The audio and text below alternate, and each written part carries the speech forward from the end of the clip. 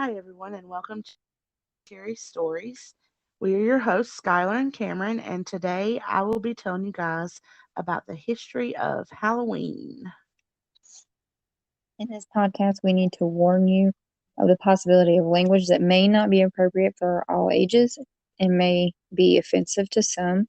The content we go over in this podcast is recommended for mature audiences and a trigger warning due to the content consisting of rituals. All right, so this is kind of just one of the special episodes we're doing for Halloween, and I figured we could learn about the history and where it came from. So I don't know about you, Cameron, but Halloween is by far my favorite holiday. And Mine to too. some Okay, good. Because to some people it serves too, but we all know that, you know, what Halloween made what is today. We know the scary pumpkin patch and the scary uh, trails and everything, attractions, I guess, that people's, in movies, of course, too. So I love it all. But, Me too. um, sorry, guys, I lost my place on my page. Halloween is on Sunday, and the festival originated over 2,000 years ago from an ancient Celtic festival of Samhain. Now, the Celts lived in an area which is known today as Ireland, the United Kingdom, northern France, those regions, and they celebrated their new year on November 1st. All right. So November 1st for the Celts marked the end of their summer. So it meant the end of their harvest, the beginning of a cold winter, which usually around that time of year was associated with human deaths to them. Um, they believed that on the night before the new year, which would be October 31st, going into November 1st, that the boundary between the worlds of the living and the dead became blurred. So on the night of October 31st, the Celts celebrated Samhain when it was said that the ghosts of the dead returned to Earth. Side note, I don't know if you know this, Cameron, or not, but different heritages celebrate this kind of period differently than, and have different traditions and names for them. So to the Celts, it was Samhain, but to my heritage, which is Hispanic heritage, it's called El Dia de los Muertos, which is translated into the Day of the Dead. And there is, we start October 31st. Actually, we start 9 days back. So actually, we already started the kind of heritage, um, kind of tradition for this. And, there's praying, there's setting up pictures and flowers around it, can't lighting candles. And then November 1st, which is that day, is when it's like a big party for the remembrance of the person. So I don't know if you knew that, but it's kind of it kind of goes back to all this that we're going to talk about, which is kind of cool. It's different. It's not scary or anything, but it's good to know where your favorite holiday originated from. Is it more Um than one person that you guys celebrate in the Day of yeah, Dead? Okay. yeah, so like like we celebrate our aunts, cousins, grandparents, parents, those have passed. They go to a chapel in Mexico. I was about I pronounce it differently, but they go to a church and they pray, and then they have this tables we have this table set up in our houses. Everybody's houses, they have a specific table, and it's like their picture, candles of with the Virgin Mary on them, a Bible, some of their belongings if they have them, flat, and then we leave flowers and we just pay our respects and pay, like, we just give them, like, some people lay money down, and it's just everybody kind of makes it their own kind of tradition in their own family. Because some families probably lay money, some families lay like their favorite food or drink or a pour glass of beer or something like that. Okay. Um, so you know, what happened with, Halloween becoming what it is, back to, this is going to be in AD time. So, for our listeners, the Anno Domini calendar area. So when I'm saying AD, that's when I'm talking about what I'm talking about when I go into this stuff, because it's got history behind it. So to celebrate the event, the Druids, which in the Celtic religion was a priest, magician, or a soothsayer, they call it. What's Um, that? it's pretty much like a priest, I Oh, guess. That's what the dictionary called it, for a druid. Because I myself know what druids are by playing games and by reading about it, but some of our listeners might not know. And what I felt like uh, um, Elder Scrolls, because Oh, I'm a nerd. Yeah. Um, no, Skyrim and stuff. They have druids on there. So they would build. So with the druid, they would build a huge sacred bonfire where people would gather to burn crops and animals as sacrifices to the Celtic deities. So during the celebration, they would wear costumes, which consisted of animal heads and skins, and attempted to tell each other's fortunes. After the celebration was over, they went home, like, so November 2nd, they went home and relit their fireplaces as the end of that celebration to protect them from the winter they have ahead of them. So by 43 AD, the Roman Empire had conquered the majority of the territory that the Celtics had, uh, and that where they were living.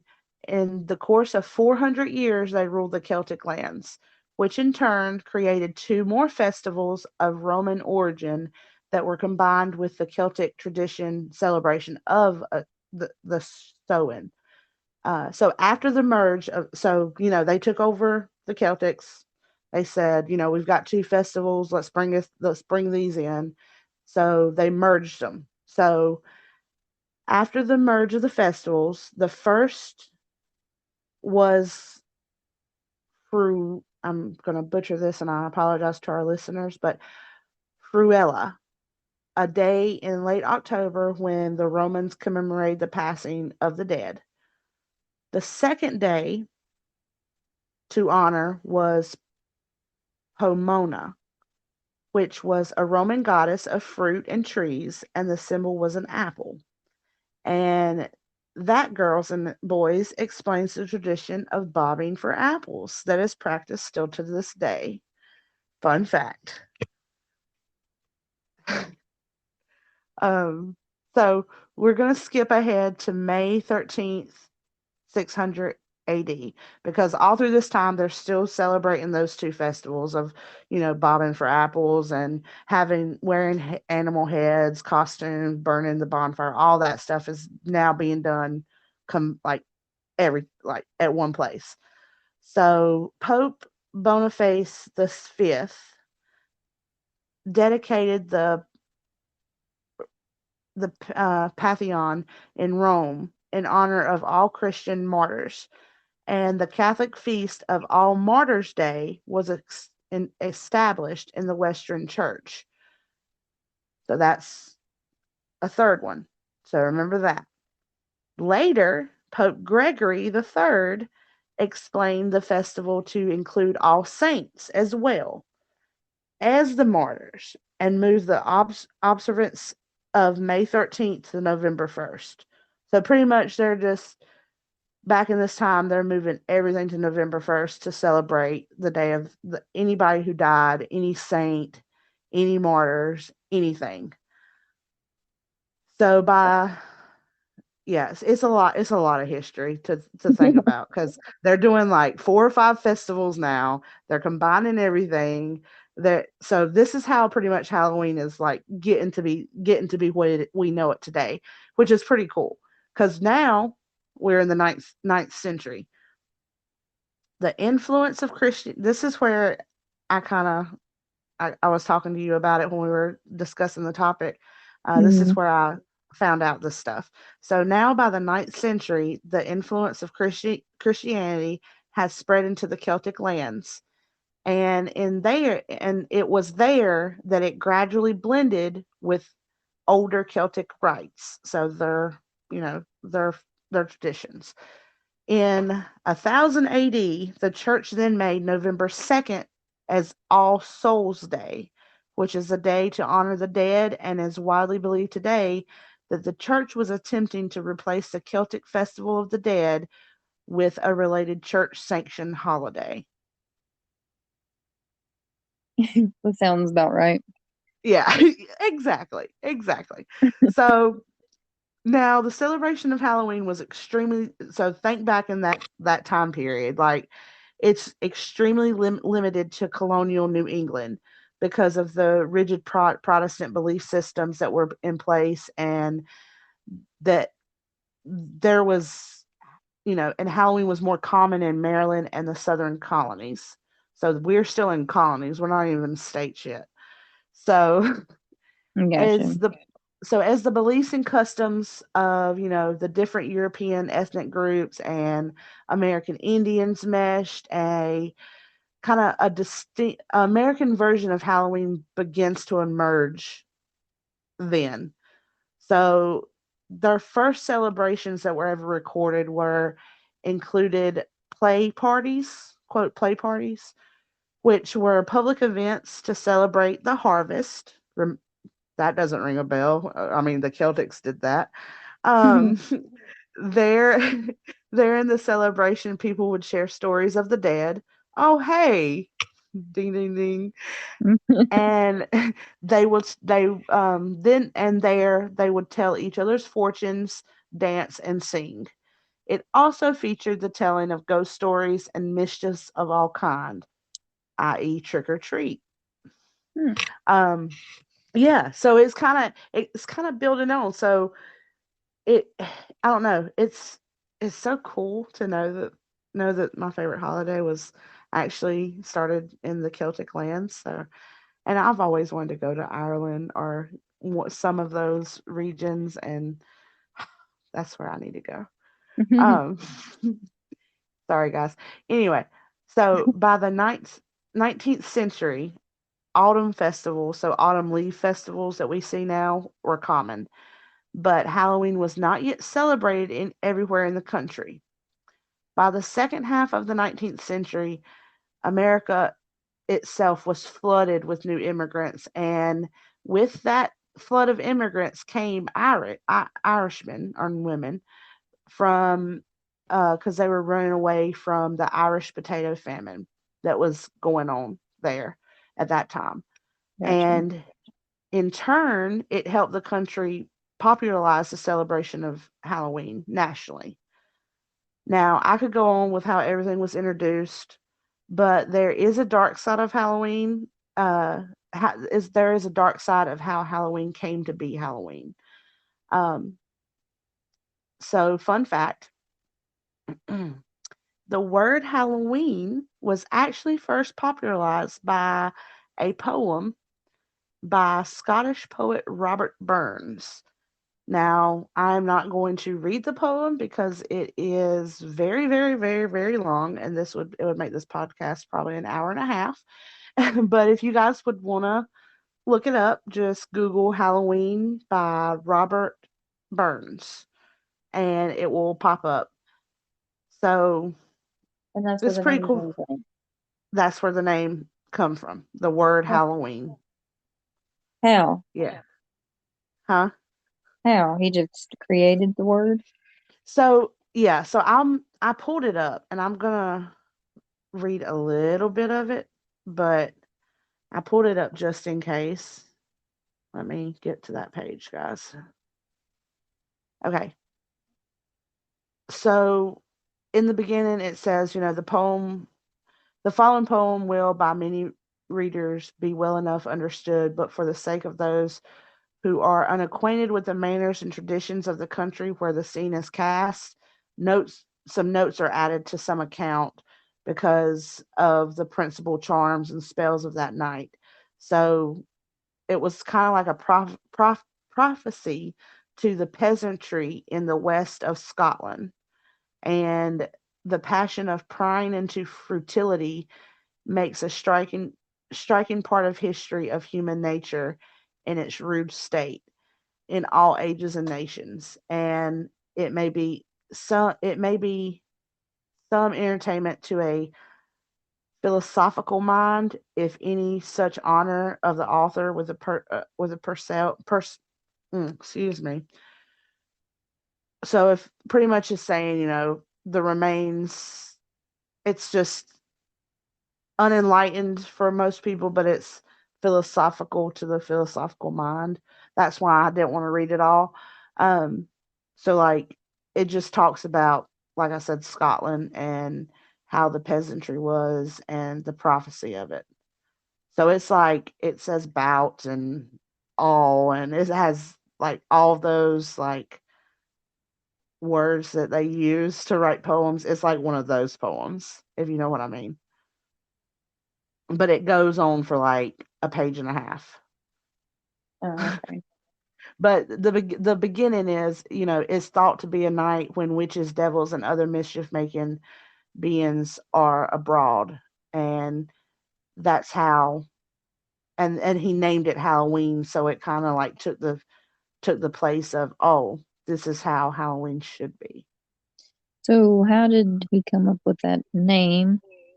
And how does that, I don't know. I'm just curious as to how that became I should have the looked that word. up. I should have looked that up more, but I got so involved with reading this whole Halloween poem that and especially it's like kind of Scottish in there. I found out that the name itself, Halloween, comes from. Okay, this is where they think the name comes from that I did look up.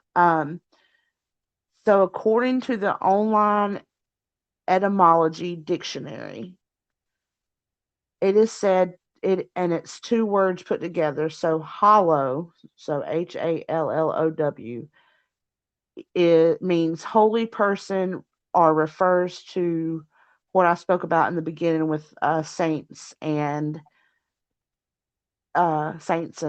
martyrs and all that.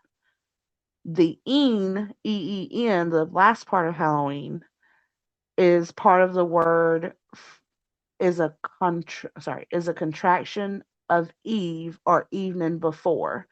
So basically, Halloween is just an old fashioned way of saying the night before All Saints Day. Okay. And that's how he chose that title for that poem. And then theirs, when that poem created spark of witches, ghouls, goblins, the dark side of Halloween, from a poem about poverty. It's kind of crazy to think about. Um, but I'm not done. Just wait. So, what about the pumpkins? I haven't mentioned about the pumpkins. Everybody loves to carve a pumpkin, jack o' lanterns, and I mean, Halloween, Nightmare Before Christmas. I have to throw that in there. Jack, the Pumpkin King. Like, where, so, what about them? How do they symbolize Halloween, which is in old times pretty much the day before All Saints Day? Um, they actually symbolize, okay, so pumpkins, just the orange little pumpkins, actually symbolize a fateful deal with the devil. So they say, I don't know if you've heard this before, Cameron, but old folk, uh, back in the day, I know my grandma had said it, but they say if you ever meet a devil on a darkened road, don't try to trick him into climbing a tree. Have you ever heard that saying?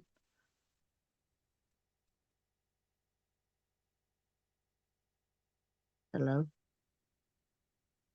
I can't Sorry, hear my you. thing Oh, went out for a second. No, I have never you're heard that. okay. So the ending of that little, I guess, old wives' tale. Says otherwise, you might end up like Irish folk figure jack o' lantern. So this story that I'm going to end my part with, well, this part about the history of Halloween, uh, is a story that pretty much I found pretty enticing because it's about the jack o' lantern, the Irish folk figure jack o' lantern. Um, so modern day, you know, intricately designed pumpkin creations certainly make an impressive decoration for houses and sidewalks. But back in the day, folks in Ireland dubbed their carved fiery turnips, they call it, jack o' lanterns, thanks in part of an ominous legend that they had. So this is a legend from Ireland, and I had to get it off of Reddit for this. And we'll have, of course, the links and everything posted on our Instagram or YouTube, one of the two. So one night, a convincing local drunkard named Jack trapped the Prince of Darkness in a tree by hacking a sign of the cross into the bark in exchange for letting Satan climb down. Jack had him vow to never claim his soul. Jack proceeded to act like a jerk his whole life. When he died, he was not allowed in heaven. So he tried to return to his old pal, the devil. But Satan upheld his end of the deal, hurling a piece of coal from hell at the dead man for good measure. Left without anywhere to go, Jack placed the blazing coal in a turnip to use as a lantern. The dead man then set out, doomed to wander until he can find an eternal resting place. And that's how the jack o' lantern was formed. So You're like, from what? that story spawned the or sparked the just jack o' lanterns in general. Yeah, yeah, yeah, yeah, yeah. So Because he what does it used tell? Is he the jack o' lantern? because he used the pumpkin as a lantern. Yeah. Uh, Oh, okay. yeah, yeah, yeah, yeah. Because he put a So he blazing coal in it. just wanders the earth with that pumpkin. Yeah, kind of like the headless horseman, I guess. That's their Mm. legend, though. It probably has. It probably in some other countries and history, it's probably some named something else. But that's pretty much an Irish folk figure that they call the jack o' lantern. Oh, gotcha. Yeah, Okay. That seems pretty cool. yeah. So that was the history and a little bitty snippet story about the jack o' lantern I've never of heard any of that. Halloween. I know. I was so excited to tell you about all this. I It's a lot enjoyed of it. it's a lot of like wrap your mind around what they're doing and then think about what we do now cuz I never knew bobbing for apples came from that. I always thought it was just something that somebody just put a pile of water in, put apples in, and be like, "Oh, they bobbing. Let's try to get them with our mouth." Yeah. I don't think I've And so, ever bobbed for apples. oh, you've never bobbed for apples? I don't think so. I think it's kind of I, gross. well, I mean, yeah, germaphobe wise, yeah.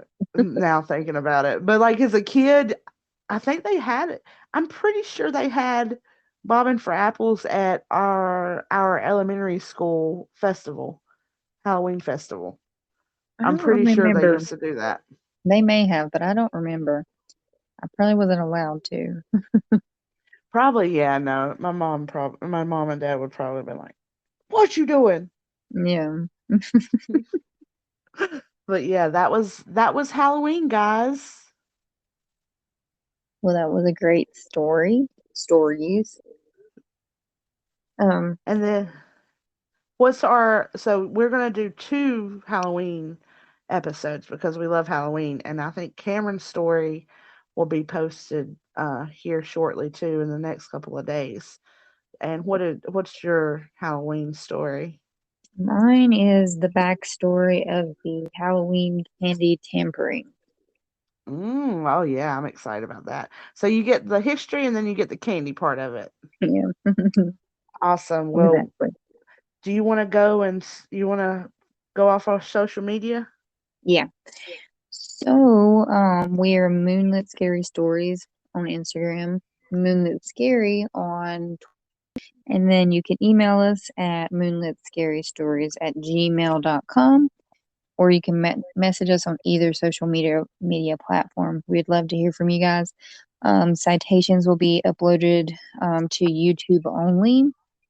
So just check those out if you want to see where we get our information and want to look into it more. But hit us up with any stories or anything you want to talk to us about. We'd love to hear from you guys. And I will say, we are on Apple Podcasts. So if you guys could leave us some reviews and kind of interact with that, that would be great. So we can get our analytics up Constructive. on that one. Yeah. All right. Don't Well, we'll talk. All right. Well, I will say peace out, guys. All right. Have a good day. Thanks, guys.